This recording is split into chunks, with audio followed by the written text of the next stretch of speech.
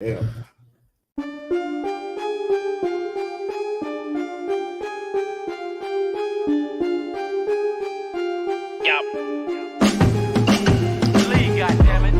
I only love it with some passion. Rubber band and the money that keeps stacking. Got a honey who come with elite fashion. She too fine, I tell her that thing magic. You ain't a hustler, you broke, well that seems tragic. Got her catching the field like deep passes. I tell her plug if it's sticky, then please bag it. I need the best cause I grew up beneath madness. Need a matte burgundy mercy. Jewelry so heavy it might hurt me.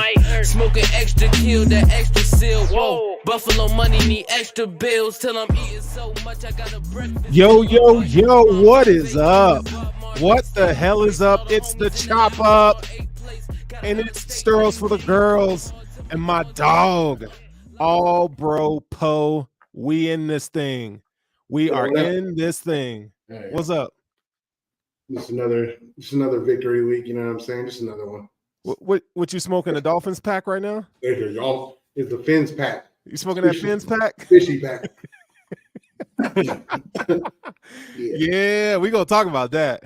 We're gonna talk about that today. It's good to be back in the saddle, man.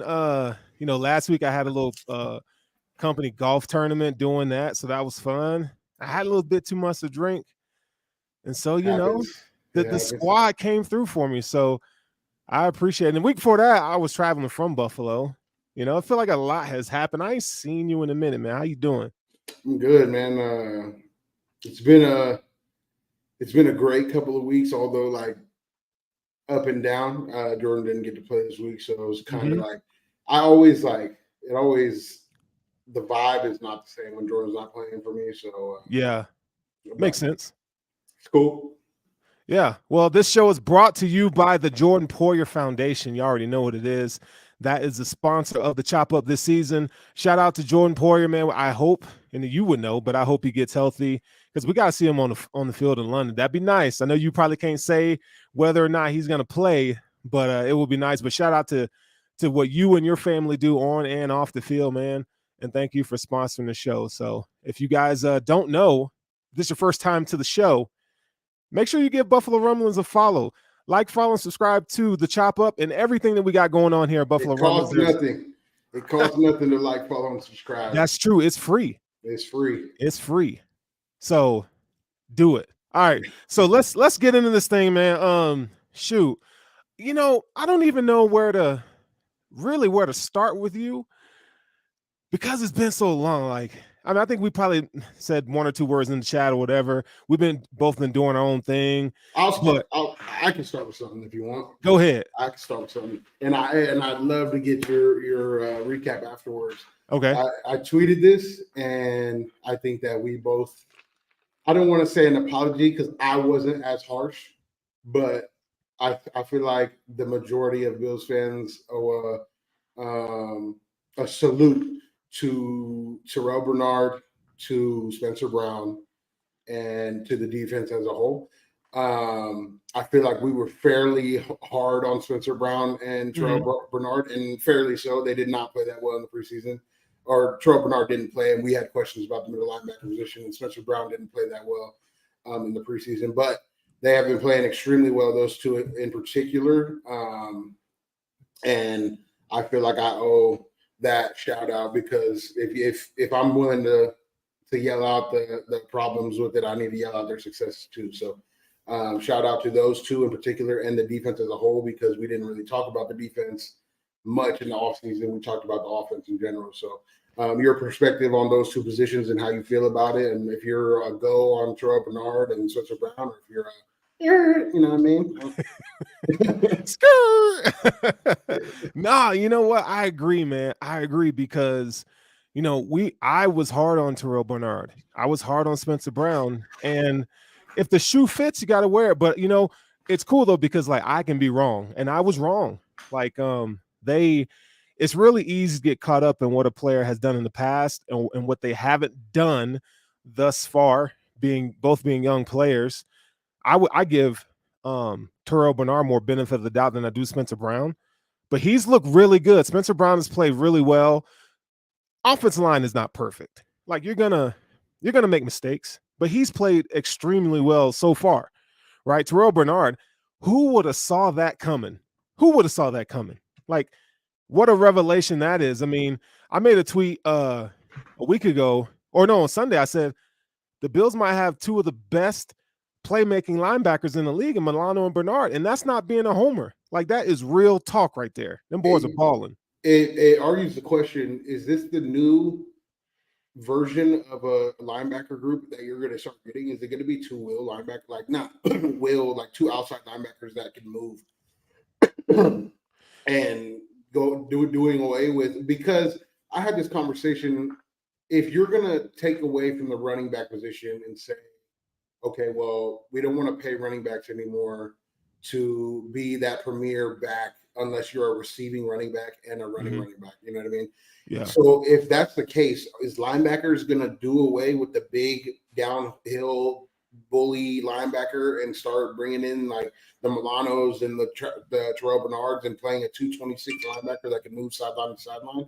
That is interesting moving forward. If Terrell Bernard keeps having the success that he's been having, somebody's going to steal that, and it's going to be one of those where it keeps going as long as people finding success. So that's a pretty big. Terrell Bernard's success is a pretty big deal, I feel like, across the league, because that's the start of a what is it called? Effect that they keep. Right. You know? The NFL is a copycat league, Right? And I think we forget that Matt Milano was a safety converted to linebacker, right? Terrell Bernard has the same body type as Matt Milano, that safety looking. You know, these guys are like, it kind of reminds me of like the Tampa 2 under Tony Dungy, right? Where they kind of eventually moved to smaller defensive linemen, defensive ends, you know, that can move. And like Dwight Freeney was the one that comes to mind, small in stature, like an Elvis Dumerville playing defensive end with the Ravens and the Broncos and stuff like that. Even though he played linebacker, but he played defensive end too. I think we're starting to see a shift with the linebackers. If you look at the Bengals linebacker, the kid from Wyoming, what's his name? I can't remember his name right now, but he's one of those, I would say, very eerily similar to Matt Milano in terms of like matchup style coverage linebacker. It makes sense. You made a really, really good point about the running back the running back position being devalued, and you're seeing, you know, smaller, quicker linebackers that can cover, right? Yeah, and all that like is predicated on the fact that you have two safeties that'll come down and play in the box, and a nickel that can cover and play in the box as well. So yeah, like you have to build around it. But if you can get linebackers that can move sideline to sideline and still defend the run, like how we've been running it, doing it the first 4 games, like we've played some solid running teams that, like the Raiders, where their best guy didn't. I mean, what's his name? I don't know how to pronounce it. Achane. Oh, Achane. Yeah, he ran pretty well. He ran pretty well as far as, but they dialed stuff up for him, and he's like a scat back. And but we've done fairly well against the run with smaller linebackers. So I just feel like that's got to be the wave of where people start going, so that they can cover all these receivers and still play against the run. Yeah, man. One of the things, like going back and watching the All 22, looking at Milano, looking at Bernard, just seeing how like fluid they are, like we talked about, moving their hips, going sideline to sideline, but their pass coverage responsibilities and how they're so sound with their technique and with the system that they're playing in to be able to, you know, cap routes and mirror routes of highly touted wide receivers that are quick, right? First of all, we're talking about giving out praise. Like Sean McDermott, like I got to give him a lot of love, man, because I was critical of him coming into this season, because I wanted to know what defensive or statistical like advantage do we get from having Sean McDermott as our defensive coordinator, right? Like, so when we face the NFL's top offenses, do we have an answer for him? And it looks like, yeah, we got an answer for guys like that. I think the base defense that he runs was used previously. I just think that the way he's calling it is different from Leslie. It's more aggressive. It's more showing different. Like, I enjoy the way he's calling it, and it doesn't. The defense itself, like Leslie ran the defense the way it was supposed to be run. It's just like McDermott is a little bit more aggressive with the way he calls the defense, which is the only difference, in my opinion, is how it's being called play to play. Yeah, I love that. You know what I mean? He's playing it. He's calling it well, and that's one thing I'll give to McDermott. And I'll also, as critical as I am, and I may not like the way he does some business, Brennan Bean has the decisions that he's made has shown to pan out. Leaving Tremaine Edmonds and bringing back Ed Oliver, who's played extremely well. Yeah. And while I'm critical of like Tremaine not coming back, it's our defensive line has played outstanding, and Terrell Bernard has fit right in. So there's some. I still wish Tremaine would have went back, but I'm no longer on that bandwagon of he made the wrong decision. Whereas prior, I would have said it was the wrong decision. So I have an idea. Tell me what you think about this. So, we talk about Sean McDermott called the Miami Dolphins offense revolutionary this past week. And, we see outliers in sports like the Warriors and how they use and deploy Steph Curry, Klay Thompson. In the NFL, we see how the Dolphins are being deployed. Not the Broncos, but the Dolphins are being deployed and used with their legendary offense, right? What it feels like to me, McDermott is calling a defense that can be kind of considered as one of those outlier types of system-oriented defenses where he can get players to perform at a higher level than what we really expect. You know what I'm saying? Because like you look at guys like you just mentioned, Ed Oliver, right? Top 10 pick, but hasn't really lived up to expectations. But this year, under Sean McDermott calling the defense, it feels like he's calling things at the defensive line schematically to free up guys. Like the sack with Greg Rousseau coming on the inside. One of his 2 sacks, he was on the inside, and how they manipulate, they blitz, they stacked on the right side, right? So now you had a free guy running on one of his sacks, and then the other one he kind of looped inside, and I thought, okay, like he is really like McDermott's really calling this defense. Like this system that he has looks pretty good, man. It's as far as revolutionary, I'm not sure. Because it is predicated on having the personnel. You have to have safeties that are able to come up in the box and show things late, and not many people can do that. Like the communication has to be there for this defense to work. And I haven't seen and I don't want to hate on him that he's hurt, but like I just couldn't see Jamal Adams playing in this defense.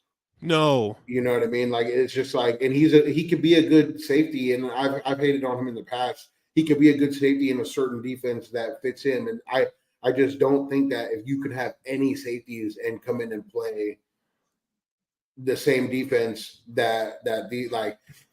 it's just I'm biased. Okay, but Jamal Adams is a linebacker. Like, you know what I'm saying? Even though he has an S tied to his position, that man's a linebacker. He plays more in the box, way more in the box than he does single high or split safety, right? So if he was in this defense, don't you think he'd be labeled as a linebacker? Labeled as a linebacker? Because he'd be still playing strong safety. Like he would probably be the Saran Neal of this defense if he was here. Sure. But like, if he's going to play strong safety, there's certain strong safeties that I just don't think can play in this defense. Right. And there's certain free safeties that I don't think can play in this defense. Right. That can only play in the post. Like Micah Hyde can play in the post. He can come down into the box and they can show different things. I just don't think that you can play this specific defense with safeties that have to play one or the other. Right. And the beauty about the Bills and what we're seeing is we got safeties that can do both. Right. Jordan can come down and lay the wood, and we saw that when he played, right? Come down and support, right? Taryn can do it. Right. Micah is a big piece. Yeah. Taryn is a big piece. If you're going to play nickel the entire time, like you have to have a dog at nickel, and so it can be revolutionary if people design their entire personnel around it, but it's hard to do that. I don't know. Yeah. Okay, so here we go. So who's coming back? Is Vaughn says, I don't know if you watched his Bleacher Report, the Vaughncast today, but Vaughn says he's 90% coming back this week. What do you think about that? I always thought that Vaughn would be back. I thought he could have been back week 1 if it was like a must-win game type of situation, which obviously in week 1 that wouldn't be the case. But right. Had he gotten hurt in the offseason, and then if it was going to be a playoff game week 1 time frame, I think he would have played. He's the type of guy that just understands how to come back quickly from injuries. And there's certain guys that can do it. There's certain guys that can't. And like as much as I like shout out to Tre. Like I know that's got to be hard, but Tre is a guy that like he's not a like Vaughn's insane. Like Vaughn is like his mindset is like crazy. His body, the way he works, it's just a crazy mindset to where him being back does not surprise me whatsoever. Okay, so before we continue on, line of game is tonight after the chop up. So join Sarah and my dog Jerry O. All right, the big cheese over there. They're gonna be doing line of game tonight right after this show. So be sure that you guys stick around and tune in. All right. So, and I don't know if Sarah, I know she's going to London. Sarah, have you left yet? Like, are you still in town? She packed four different bags because they don't know if it's going to be hot or cold out there. Boy, that is a lifestyle, ain't it? Just, us small people on it, you know what I'm saying? We at home, just chilling, you know what I'm saying? Big dogs get to go out and hang out in London, mate. London, eh? Yeah, that was terrible. But all right, so you made a comment that I'm a little interested in, talking about Brandon Beane. I think it's fair to hold some sort of skepticism when it comes to drinking the Kool-Aid, trusting the process. I've been critical of him and his draft selections, not so much his free agent decisions and his moves, but just from the draft. And it appears he's now starting to get some production out of guys like Ed Oliver, AJ Epinesa, right? Terrell Bernard, James Cook is looking. I mean, if we can get some of these guys to start to continue to perform, like it bodes well. It bodes well for the Bills for the future, right? Yeah. So go ahead. Go ahead. No, what I was saying as far as the Brandon Beane situation, I may not like the way he does his business, but you can't argue with the results that he's had, even if you questioned it in the beginning. Like, sure. I questioned it because Ed Oliver hadn't been what he is now for the last 2 years, or at least what he's been showing. Greg Rousseau's been phenomenal. AJ Epinesa is coming into what they wanted him to be. And I always said with AJ, like, they brought him in, he was a big body 3-tech, and they wanted him to move to edge. And so he had to lose all this weight. And then now he's a guy that is the body type to absolutely be a good second edge rusher. And I think they made the right decision as far as between Boogie and him staying. So there's a lot of decisions that were made last year coming into this year that were questioned. And they've all panned out for the most part. That I can see. So I give Brandon Beane credit for that, even if I may not like some of the choices that he makes, but he's been hitting. Yeah. So all right. So in our chat, I don't know if you saw the article, but there is this idea floating around, right? We see the Denver Broncos being a complete and utter, show, right? They're at a place where they don't have a roster that can win. They got, a quarterback that's making way too much money. They got a problem with Vance Joseph as defensive coordinator, and they don't have the dogs necessarily to do what he wants to do in that scheme, it feels like. Justin Simmons is one of the best safeties in the league, but the player I want to focus on, because he was the point of this article, was Patrick Surtain. Yeah. Patrick Surtain, to me, PS2, is one of the top 3 corners in this league right now. And there's this idea being floated around, like, if you're the Broncos, you need to try to figure out how to get Caleb Williams or Drake May. Okay. You don't have, a ton of assets, but you do have some. What do you think? And we're going to wildest dreams land here. What do you think? Shout out to Joe Miller. What do you think about the Bills being interested in Patrick Surtain? Would you do it, and what would the cost be? Is what I'm asking. What would the cost be? Are you asking me? Is that article asking anybody or saying anything that's like? It's hypothetical. Do I want one of the best cornerbacks in the league on my Bills team? Absolutely. Basically, what he's saying is Brandon Beane should get on a call with the Broncos GM and try to get Patrick Surtain in light of the Tre'Davious White injury. Is what the article is basically saying. Yeah, I mean, if that was a possibility, call him and ask, make him say no. Yeah, like that's absolutely. I just don't. If that was a possibility prior to Tre White getting hurt, you should have done that. You know what I mean? Like, I just don't think that that's a possibility. So, like, I have a really hard time looking back past reality. And if it happens, like, dope. Like, I'll be super ecstatic that we got one of the best, if not the best, cornerback in the NFL on this already top two defense in the NFL. So, I don't see a world where we give, like, I would give up a first, but like I don't see a world where Denver's okay with that. Yeah. I'm not sure. I mean, you never know. If I'm being, I definitely give it a shot, but Yeah. I don't necessarily think the Bills need to do this just because of the scheme that they run and how, Sean has these guys dialed in. I'm not saying like he wouldn't be an upgrade, because he definitely would. He would definitely change some things on offense and give you more things to do from a matchup perspective that you can use and deploy him. I mean, it'd be a great chess piece to have.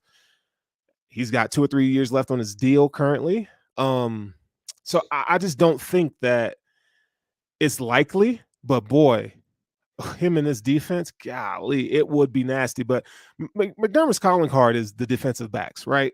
And I think he, even though we're not as high on a Dane Jackson, or Kyrie Elam, I think those guys are going to play well in this defense. I mean, they have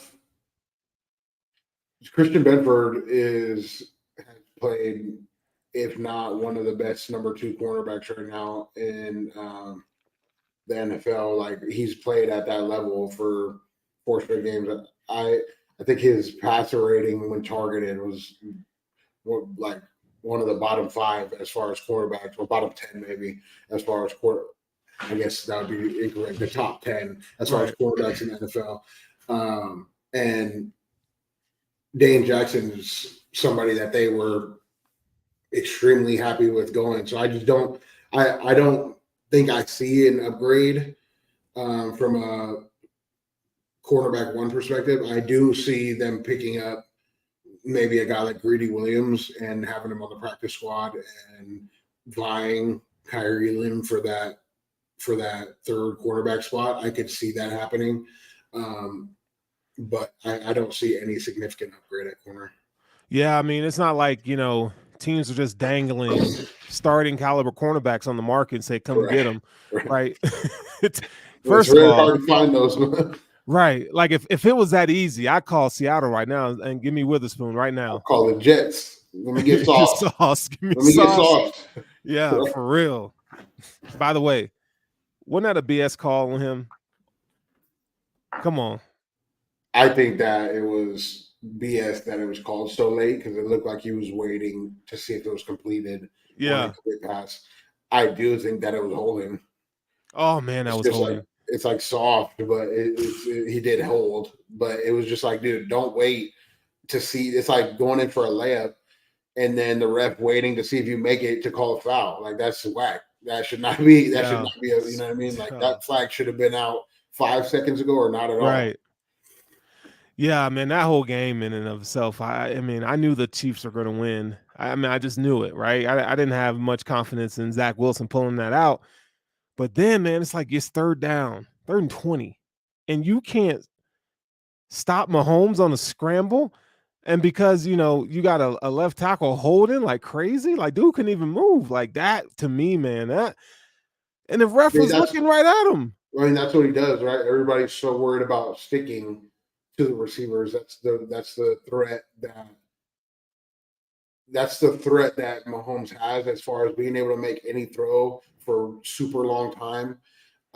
He's just sitting back there. Like, you got to give up something if you're going to play sticky coverage for a long period of time, and it just happened to be his legs. So it's tough, but that defensive line's got to get there one way or another. Yeah, no, I agree with that. Look, you even got Daryl right here talking about some. He agrees. You just picking up fans, bro. All Pro Bo.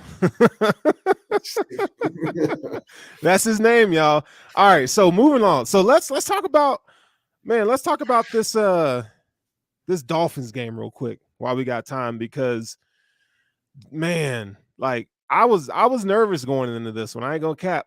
Like I was nervous. Like I didn't know if the Bills would be up for it, to be honest. No Jordan Poyer, like in that offense, so high octane and speed and exploiting. Like I didn't see it, man. I did not see it. I don't know whether or not I my prediction before Jordan was ruled out was 27-21. I don't know if anybody could have predicted how well our offense was going to play. But I thought we win. I had no I think people took that, and I don't want to downplay the Dolphins' offense. Sure. Especially against the Broncos. They played an elite offense against the Broncos, and that offense is something that people should steal from. That is, like, regardless of what happened this last weekend, that offense is something where those motions should be stolen from, the little scat motions that they have. That people should steal that and put that into the repertoire. I just wasn't as high on the Dolphins as a lot of other people were because of that 50-point win. We just played the Redskins, the football team. The Commanders. The Commanders did all these damn name changes. We just played the Commanders, who has played well offensively for 3 weeks outside of us, and we kept them to really zero, but pity 3 points at the end of the game.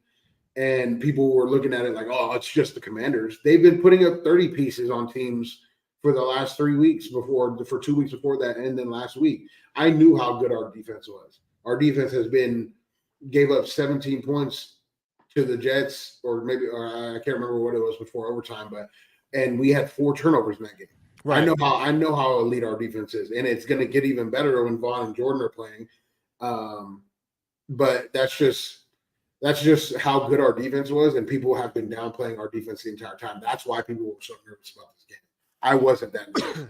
Yeah, no, I mean, it's one of those things where it's like it's easy to overthink. And then when you have the NFL media hype train following the Dolphins, it's hard, It's and then I look at the Bills, I'm like, all right, like they've underperformed in some key moments, like playoffs, right? Like, so you think, okay, like this is a high octane offense with a really good head coach, offensive coordinator. I think it's going to pose some problems. And coming into that game, man, the Bills, I was just impressed with Josh Allen. Like we know he's like elite. That's not in question for us. But man, it felt good to see him ball out so everybody can remember who 17 is. It was really good to see him come out and do his thing, man. Josh Allen was killing it. This is my thing for, like, what was he being hated on for against the Jets game? Those 3 to 4 plays, the fumble included. 3 to 4 plays he played like pretty poorly that cost the game. Those 3 to 4 plays. Right. The rest of that Jets game, he played how we wanted Josh to play for 2 years now. He was playing good ball, taking what they were giving him for the majority of that Jets game. That continued outside of the turnovers into the next game. That continued into the Commanders game, and that continued into the Dolphins game. He's been playing the way that we talked about him playing in the offseason all year, taking what they give us And outside of those 4 turnovers in the Jets game, he has not been anything short of amazing at quarterback outside of 4 plays. And those 4 plays, don't get me wrong, did cost us that game. but Yeah, right. outside of those 4 plays, he's been playing fantastic football. And I don't know why anybody expected anything different going into this game. Now, scoring that many points, that has to go. Your D has to be playing right. Your offense, special teams, like things have to work out the way they did. And Diggs went crazy this week. Like that, those are things that you can't expect. Diggs catching a hitch and going 50, but he's taken what the defense has given him, and we shouldn't have expected anything less than that. So he's top 5 in passing yards right now. He's second in percentage, is he not, or second? Yeah, he's top of the league in completion percentage, second in touchdowns, right? 74.8 completion percentage, man. He's got a 67% expected completion percentage. Like he is killing it. Aggressive percentage, like your aggressive rate, 18.5, bro. Second in the league. Like, oh my God, Josh Allen, dude. Like, this is the best version of Josh Allen that we've seen so far. Like, this is incredible. Like, so, I think it's important for people who love to hate. Like, we're talking about a Josh Allen who, according to most coming out of college, couldn't hit the side of a barn, is what we say in the South, right? That man is sitting first in the league in completion percentage. Are you kidding me? That's what he's been giving you this year. And don't get me wrong, it's fair to criticize those 4 plays that he had. Sure. In the Jets game, it's fair to do that. But the fact that this is what pisses me off about these national ESPN and all these guys, the way they talk about Josh, they talked about him as if he didn't play a perfect game outside of those 4 plays. And like they didn't like his completion percentage was like 72% that game, and he had 4 interceptions or 3 interceptions and a fumble. Like, and those are the plays that they harp on. Don't get me wrong. Like sure. That's what I'm saying. Like, yeah, he had those plays, and that should be criticized. But let's not act like he didn't play a great game outside of that. And that's what people have been like. People are saying that he's digressed because of 3 plays. Like, give me a break. Yeah, Stephen A. said that Josh Allen is taking himself out of the conversation of the elite quarterbacks last week. It's crazy. I mean, Stephen A. Smith, he's gonna say some stupid shit, right? These guys don't know ball. Like, right. I just like there's certain people that I'll listen to, and there's certain like I may not agree with who's the quarterback that used to play for the Lions. Dan Orlovsky. I may not agree with him on a lot of stuff. Like, that's besides the point. But at least he knows ball. Like, he understands X's and O's, and the way he's been talking about Josh is exactly how I think about how Josh has played. We have a play action guy that can be one of the best play action quarterbacks in football because of his threat to run. And the rest, it was just time for him to grow up. That was those 4 plays. Like, he needed to grow up after that, and he has. Yeah, I mean, look. Since then, he's been the best quarterback in the league. Absolutely. Best quarterback in the league, and it's not close. You know what I find interesting, though? When Josh injured his UCL last year, he was still, even though he didn't miss any time, he was still being criticized heavily, people dogging him. But we got Joe Burrow over here, who's injured, still playing through it, but he looks like utter dog dookie. Why isn't Joe Burrow under the microscope being criticized like Josh Allen? Because Joe Burrow's the second best quarterback in the league. Why aren't we hearing about it? Great question, right? I don't know whether or not, because Josh's UCL didn't take away from his ability to move, and he just really couldn't launch the ball as far as he wanted to. No, he could throw far. He couldn't do the short stuff. I'm saying without hurting. Yeah. Without hurting, he couldn't launch the ball. I honestly don't know. I can't say what exactly that. I don't think that it had anything to do with him throwing short, as far as maybe his touch, but if a UC would be more of you powering a ball or Right. like burning a ball in there. I don't think that it really hurt it. But regardless, Joe Burrow can't move. Like he can't move around and his O-lineman's trash. So like he can't move around. So I can't sit here and criticize Joe Burrow. If you're not able to move, you're not getting time to rest your leg, and your O-line can't block as well as like really well at all. And so how can I sit here and criticize Joe Burrow when he can't move and his O-lineman not blocking? Sure, but they criticized Josh Allen when his offensive line was least than average, don't have the weapons, and he couldn't use the short game at all after week 9 last year. So Joe Burrow gonna catch that heat. He gonna catch that fire from me. No, they need to say all that shit that they were saying about Josh. They need to come for Joe. Okay, but like what they were saying about Josh was his decision making. That was what the criticism of Josh has always been.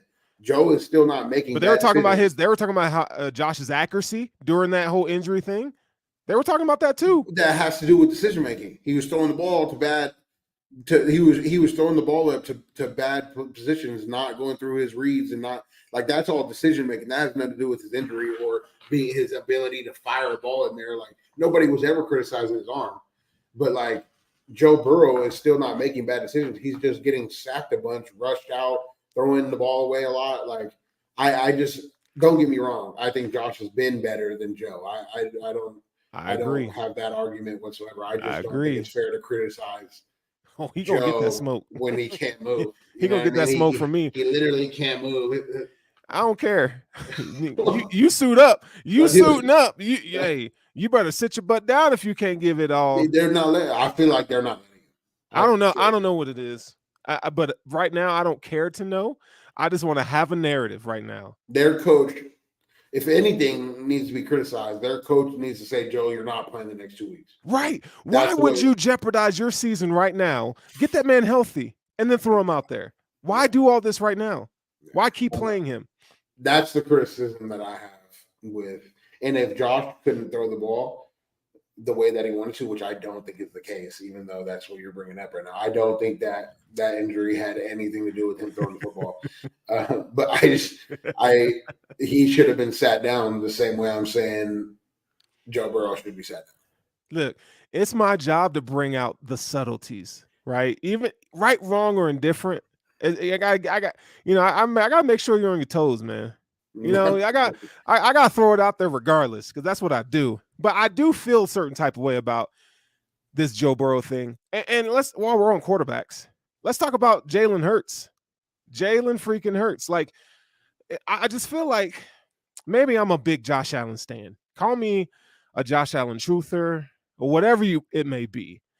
But this stuff in the offseason about Jalen Hurts, you didn't say this, but I heard a lot of this. I feel the opposite of this. Jalen Hurts being a better quarterback than Josh Allen. Get the F out of here. Yeah, but you guys are still, you and Spence were still on Jalen Hurts as like, I don't even think Jalen Hurts is top 5 quarterback. He is in that situation of a like better version of Brock Purdy. He has a great team around him, a great running game, great receivers, great O-line, and he can move better than Brock Purdy, but he's not been playing that great against teams that he should be playing. Like if he played great in the Super Bowl, don't get me wrong, and that's what we remember. It's similar to Gabe Davis. Sure. I mean, we remember that going into the next year. I just don't think that he's a top 5 guy right now in the league. He's not playing like after he got paid. I don't think that he was playing like that other than that Super Bowl last year. I don't think that he was playing like that last year, a top 5 guy in the league. I mean, the dude had 22 touchdowns, like passing last year. Like to me, that's not elite. Yeah, right. That's not elite. A lot of his touchdowns were coming off that damn quarterback sneak. Like when you get to the one and 3 of his touchdowns. I watched DeAndre Swift run them 2 games ago. I watched him run them to the 1 yard line, and Jalen Hurts quarterback sneak it into from the 1 yard line twice. You know how pissed I'd be as a running back if you like get us down to the 1 yard line twice, and you quarterback sneak that shit in there twice. Like, dude, that's hey. Harry Roseman got a save face, dog. They done paid this man the bag. Hey, of course they're gonna put Jalen Hurts in position to get that tush push. Absolutely, but like, damn, like let's not overdo. He's a great game manager. He's a great game manager, and Brock Purdy has been a solid game manager. But they are game managers none the least. So okay. So then, what about Lamar Jackson? How do you feel about him? I feel like Lamar Jackson has more like, as far as the running game, he can do more in the running game than those two can. So he's affecting the game more than they do with his legs. I still think that if you play man across the board and make him beat you with his arm, they're going to lose that game. He can't do it. They're going to lose it.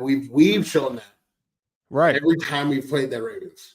Yeah. Other than the first time. Shout out to Leslie Frazier on that. Right. We've shown that every time we played the Ravens that we will play man across the board and Lamar is going to have to beat us with his arm. And he throws pick after year, big interceptions, not like crazy. They move up the field. Don't get me wrong. Oh, they're going to get their yards. But as soon as they get in the red zone, interception. He's done that for 2 years now, last year and then the year before that when we played him. Yeah, I mean, it's funny because, the defensive ends are only playing contain, right? They're going to play man across the board and say, hey. Linemen are going to mirror linemen just back and forth. You're going to have to sit in the pocket and throw it. Sit in the pocket and throw it. We're going to, you know what I mean? Like, and I think Lamar is a top 5 quarterback, but he's on that edge of 5 because I just don't think that's a winnable offense scheme in the playoffs. That's not my. I'm at the position where I don't think that you can sit there and be just a run football team. Okay. All right. Fair enough. I agree. Okay. So when we get back, we're going to do our one of our sponsors, Picasso's Pizza, but let's talk about James Cook and Dalton Kincaid coming up. You ready? I can't wait to talk about yeah. those. Let's do that. All right. So let's do the sponsor real quick and then we'll be right back. Hey, football fans, the season is here. So that means family, football, and food. But for the NFL's best fan base, it can't be just any food. Bills Mafia only eats the best during the season. And the best is Picasso's Pizza.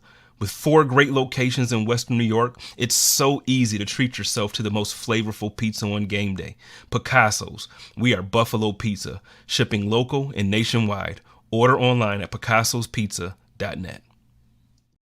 All right, that's Picasso's Pizza. Make sure you get yourself a slice. And for those of you who are new to the show, thank you and welcome. This is the Chop Up here with Stories for the Girls and my dog, all bro Poe in the house. We up here, we're doing our thing. We're on the back end of the show here.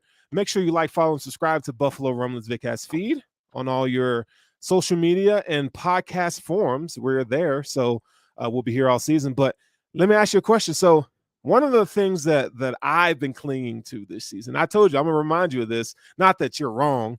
But I'm right. But Dalton Kincaid, okay? Dalton Kincaid, you were saying. How are you right? Because I am. What you telling me? I'm about to explain. You shouldn't. Go ahead. I give you the floor. I'm going to give you the floor. Because you were saying, like, I told you. Don't catches wise. I think he's going to get his yards. But catches, that man, he's second on the team in targets. Second on the team in catches. Is that what he is right now? I don't know, but he has 15 for 99. That's great. Okay, look. That's great. When we had this conversation in the offseason. Y'all see him getting riled up. Look at him. Yeah, because when we had this conversation in the offseason, when everybody was having this little hype of him being the next Travis Kelce, whatever. You were having the argument that he's going to be the second option on this football team. That was your argument. He was going to be the second option.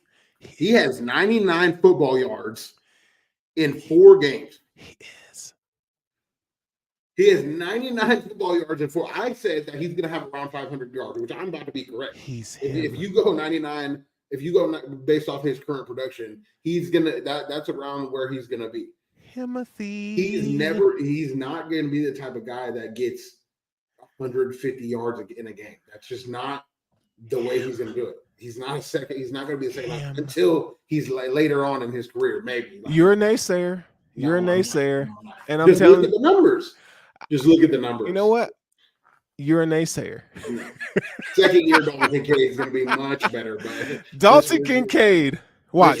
I've been said Dawson Knox is going to steal, not steal, but he's going to take too many reps from him in the non-double tight end set. Sure. For him to be the number 2 option on this team. Both of them are going to have to be like the 3, 4, 3, 5 option on the team. Like that may come down the line, like way down the line, to second, third year, to where he starts turning into a second option on this team. But that's not this year.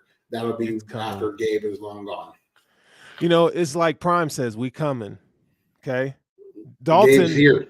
Dalton. Gabe's here. Dalton. We have how many touchdowns? Gabe got 4 touchdowns. Dalton is Timothy. I'm telling you. 4 touchdowns. London. He's going to go to London.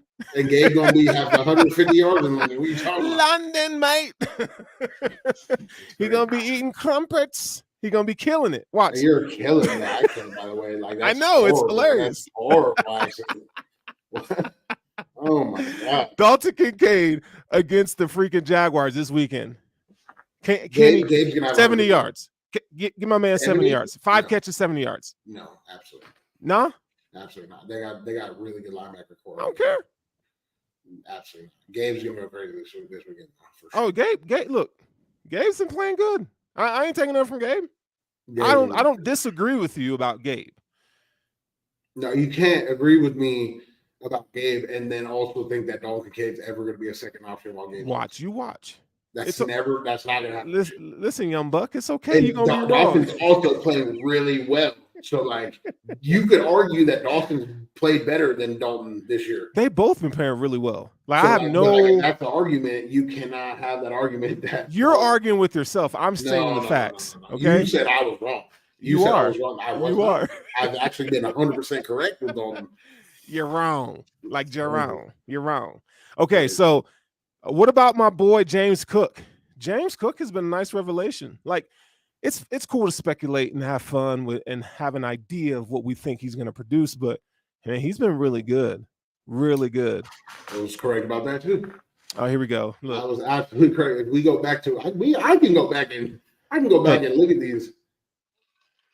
Davis, I said David. Hold on, I said Davis is going to have a better year than T. Higgins, and the absolutely has been happening so far. So, bro, if you want to make the excuse Joe Burrow or whatever, I don't give a damn. What you say, Triggs? I don't give a damn. Triggs is incorrect. What do you say, Triggs? Incorrect.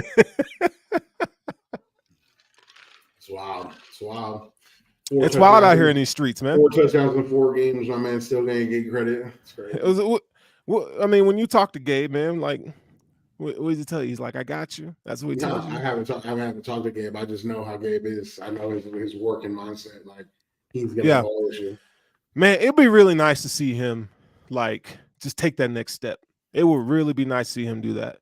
He's looking good, man. He's doing his part. Gabe. Yeah, the thing I like about Gabe is that he hasn't had like a crazy performance, and he still has good numbers. He hasn't had that crazy performance that we like every night. Like Gabe, he can have like a 200-yard game. Save it. Give it to me in the playoffs.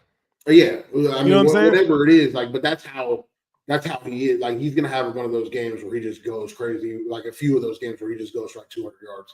If he's averaging this before any of that happens, I'll take that all day. Oh yeah, and as much shit as we talk about, or I talk about Dalton Kincaid, like if they can incorporate him more in the offense, it's only going to free up Gabe to do even more. Yeah, because you need that threat underneath, to let Gabe kind of freely do his thing. What he does best is down the field, right?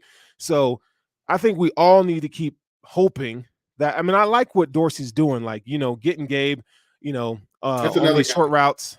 Right, another guy that we could probably like not walk back, but like shout out to Ken because Ken is playing. He is since I'll even say week 1, 2, but like since week 2 started, like he's been a very good offensive coordinator. You know what I've been appreciating about Dorsey this year? His philosophy and dedication to running the ball. Yeah, it's one of those things I felt like Sean always wanted. Yeah, but like the way his design of the run game is something beautiful. Like he really is, man, dog. it's beautiful the way he's calling it. And then you got the play of Osiris Torrance and Connor McGovern. I mean, the whole O-line and run blocking, they're looking pretty good. I actually said something to somebody the other day. They have it's not really a draw. It's kind of like an outside zone from shotgun where Josh will sprint out, hand the ball to Cook while they're zone blocking to the left, or it's usually to the left because it's always right. So that play, they came out with a nice slow pass block to the left. Josh will sprint out, play action, came back. The fact that Dorsey is setting up plays for weeks down the line with some plays that he's, you know what I mean? Like, and that's what I like. Like, if he's doing that now, like we can do that throughout the season and then cycle back to some of these plays. Like, I like the way he's been setting things up. And the fact Diggs had talked about this in one of his interviews in the offseason where it wasn't bashing, but he was being critical of Ken at the way he wasn't setting things up for the future right down the line. And so like I do enjoy the fact that Dorsey has been setting things up in previous games and kind of getting into his bag that way and kind of stacking his play calls. I mean, to your point, it goes back to the touchdown where they had Deontay Hardy come in motion in the backfield, right? And Josh looked his way. And then you had Gabe on a slot fade or something like that. Yeah. And right down the line, I mean, it was beautiful. Like, you know, you saw a play like that week 2 that's manifesting itself in week 4. Like that's good play calling right there. Yeah. Like that's the kind of stuff that that's what we got from Daboll. That's how Daboll's mind works. Andy Reid in the Super Bowl with some of his calls. Like that's the making of a good offensive coordinator right there. And I think it all starts with the run game. I think, you know, as awesome as Josh is when it comes to throwing the ball, you got to have something to support that, right? Yeah. And that run game with James Cook and Latavius Murray, it looks really good, man. So shout out to that dude. A good mix too. Latavius has been a good surprising. I couldn't have said that I called this, but I like the Latavius Murray pickup he's solid. Mm-hmm. Like he's always solid. And so, but he's been a surprising, better than solid. He's blocking well, which is why they really have him out there. He's a great pass blocker. But then the fact that he can run the ball too, and he still's got that a nice pop. He doesn't have the breakaway speed still, but he's got a nice pop to him about him. Yeah. No, I mean, it's like Josh doesn't have to do any of that short yardage stuff anymore.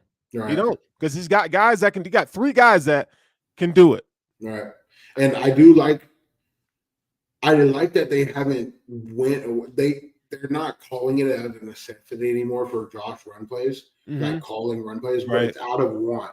And the fact that it's not out of necessity just opens up his legs ability even more as long as he's making correct decisions. And that touchdown that he had was a perfect example of, okay, I see 4 defenders on my 4 blockers over here. They check to it, and it was a second play call, and he pulls and goes, and that's what I want to see out of want for him to run the ball. That's what I want to see. I don't want it to be necessity on 3rd and short for Josh to have the ball in his hands, right? But out of him wanting to have the ball in his hands and the capability to do it, and it opens up, and it's been a good offense to watch.